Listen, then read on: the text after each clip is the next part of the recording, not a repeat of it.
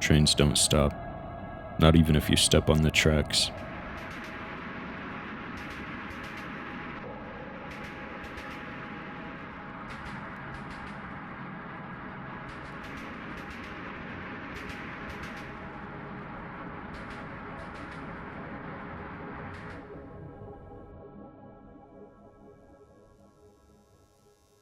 Visit the town of Babbdi, a forsaken district in the outer ring of the megalopolis. Meet its inhabitants and discover how to escape.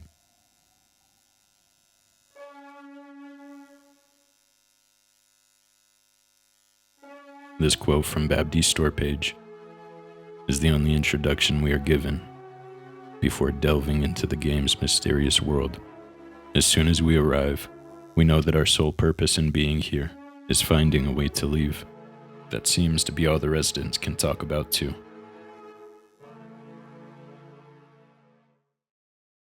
One of the first characters we encounter, a man named Asker, tells us that he has train tickets to another city to seek treatment for his wife, who is deathly ill.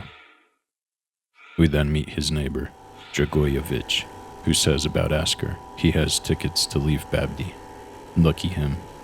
If Asker's unfortunate circumstances are so enviable, why doesn't Dragoyevich leave himself? I can't say that I blame him for wanting to.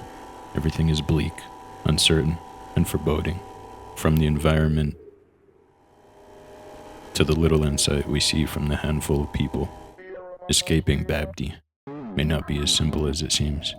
As I spent more time in this gray city, I realized escaping is only part of the picture.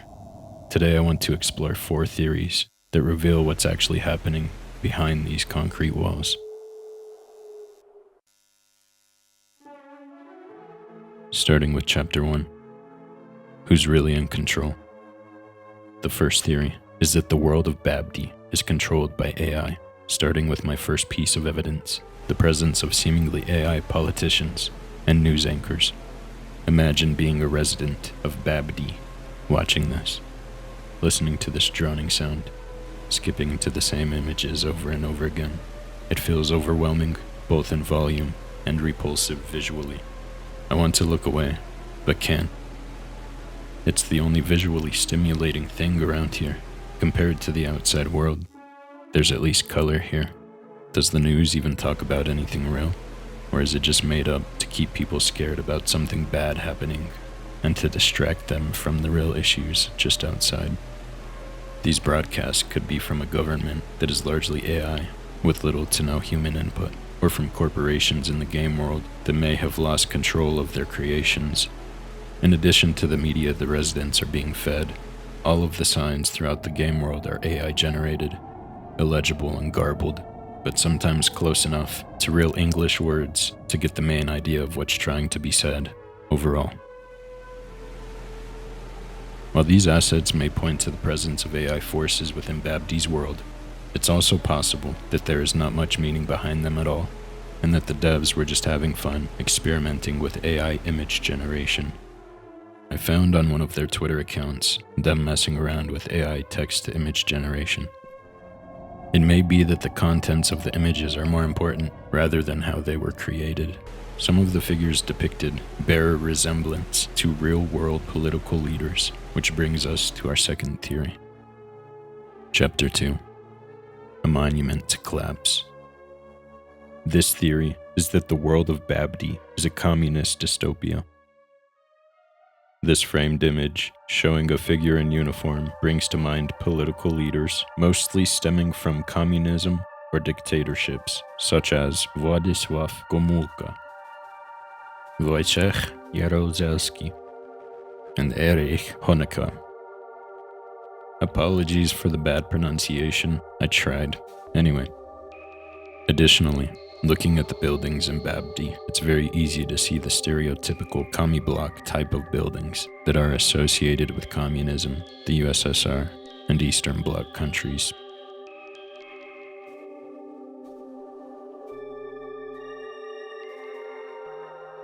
For the next point in this chapter, I wanted to touch on an apartment that has a number of interesting things about it. Now, I don't know whose apartment it is, but It could suggest that there is a resident paying more attention than others around them. Maybe someone wanting for better. They have plants. The only plants I recall seeing in the game, other than grass. A computer with multiple monitors set up, and many books on a shelf. Among them, a roadside picnic, which was a big inspiration for the Stalker series, which I do play sometimes on my channel if you're curious, but it is on hiatus for now.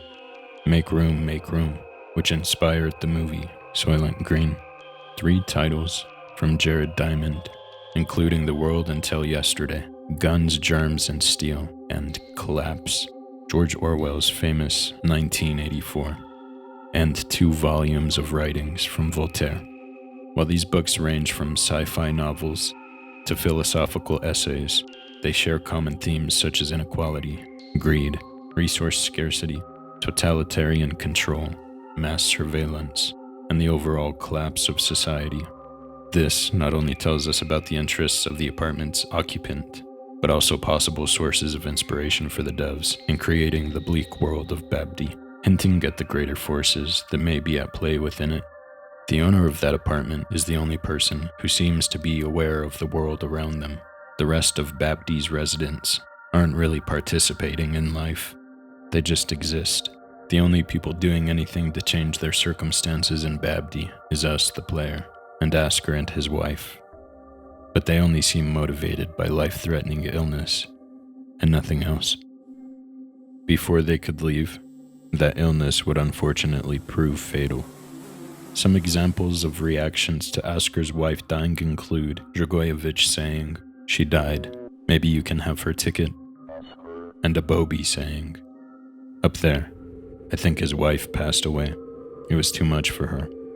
The few lines of dialogue we get to hear from the characters speak of things in a very matter-of-fact way, expressing no sympathy or emotion for their fellow residents besides cold indifference. Dragoyevich calls Asker lucky for having tickets out of Babbdi, like people seemingly want to leave but either don't have the means or can only leave under special circumstances. "No more tickets. We don't issue these anymore," says the travel agent. "What changed?" "The tickets are out when we go to get some, but Asker presumably got his not too long ago. It's just a little odd." While Babbdi may resemble a communist dystopia, where are the physical control vectors? There aren't any police. There aren't any cameras visible. You would think there would be something forcing people to be complacent if they were under strict rule. Though it could be that the developers just didn't put anything directly into the game to visualize that aspect of society. These discrepancies could just be chalked up to limited game design time, as the game was only made in 4 months. Now let's move on to our last theory. Chapter 3. The Architect of a Lie.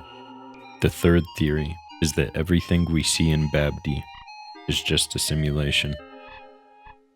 To start this chapter off, we'll return to the topic of Babbdi's architecture.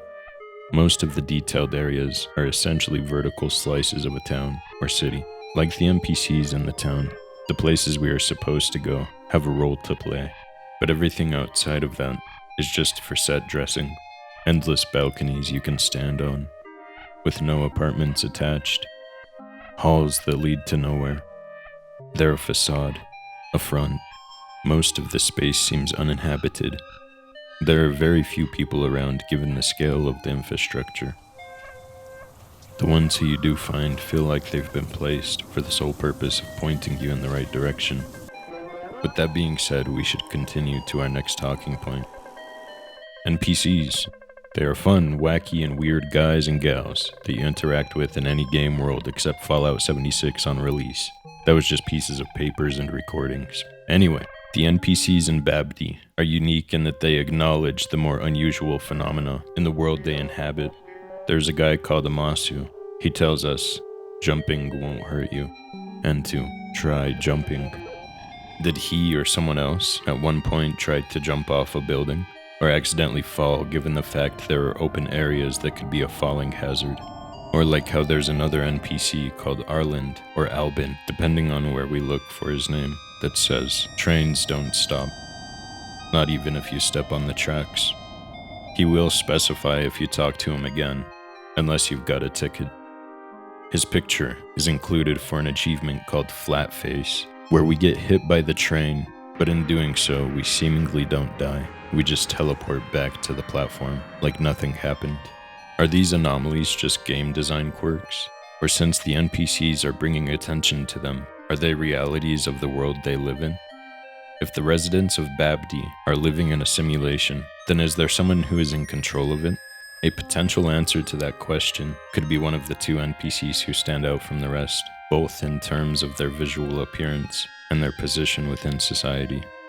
The travel agent and an entity represented by 4 question marks both have the same appearance, but are found in different parts of the map. The travel agent is in a large building on the outskirts of Babbdi. They could be a representation of that something or someone in charge of the simulation, given they decide who leaves or stays in Babbdi, and they are, well, a big floating head. This look is distinct from everyone else in the game, except for the question mark entity, who I'll get back to in my conclusion.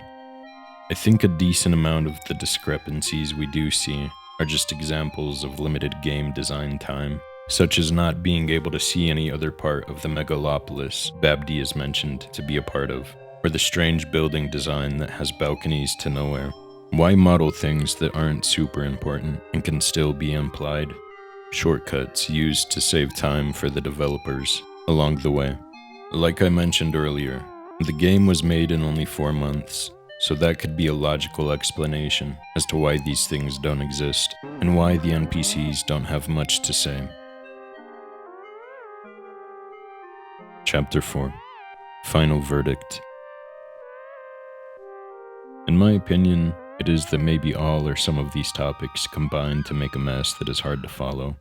I think the story being told is that the government is some sort of totalitarian, some kind of big bad that controls most aspects of the residents' life. It's not directly spelled out, but with all evidence, it's easy to extrapolate that conclusion.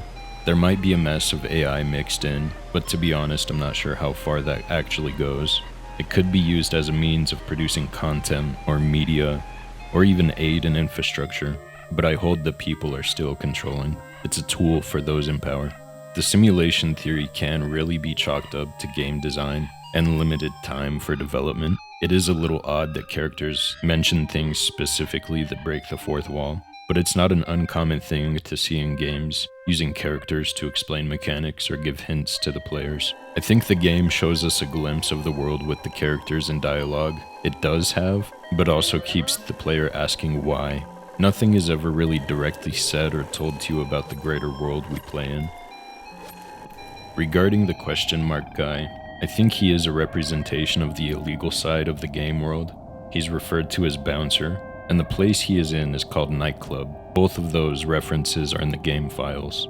I don't think that the idea was fully fleshed out, but he holds an anomalous identity to show a bigger power at play, similar to how the travel agent could be a representation of government bodies.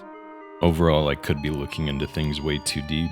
Some of it might be on the right track, some of it less so.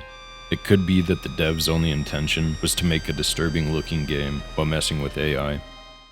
Something I found interesting though is that some of the movement and things that they built in Babbdi seem to have been put into their next game, Strap Tap. With only looking at images, it's clear that they took Babi, the squatting guy, by the spawn building of Babbdi and made him the playable character. It's possible that Strap Tap could link into Babbdi's game world at large, but that's without playing it at all and going based purely on visuals. In conclusion, I think that this game's story is one of dystopia, but it's kept vague on purpose. I think there is more going on in Babbdi than meets the eye, but we might just have to wait until the devs put out more games to see where this story could go. Babbdi might be a district we can escape, but its atmosphere is something that stays with you long after the train leaves.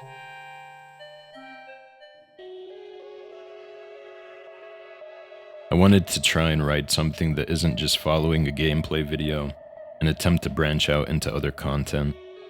Thanks for watching. I'll catch you in the next one.